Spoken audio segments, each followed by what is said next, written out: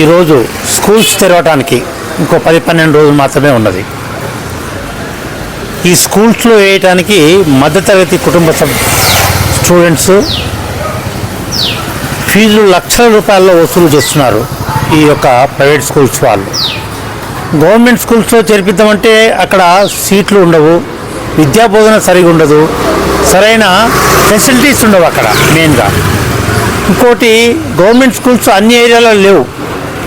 ఇదనేమో colony వ్యవస్థల్లో ఎక్కువ హైదరాబాద్లో కాలనీ వ్యవస్థ ఏర్పడడం వల్ల గవర్నమెంట్ స్కూల్ ఎక్కడో ఒక చోటు ఉంటుంది, దానికోసం పోవాలంటే సీట్లు దొరకవు అక్కడ. కాబట్టి గవర్నమెంట్ ఆలోచన చేసి ఈ మొత్తము ఎడ్యుకేషన్ సిస్టంలో ఒక స్కూల్కి ఇంత ఫీజు ఉండాలి, ఇట్లా ఉండాలి అనేది ఒక జీవో తీసుకొని వస్తే బాగుంటుంది.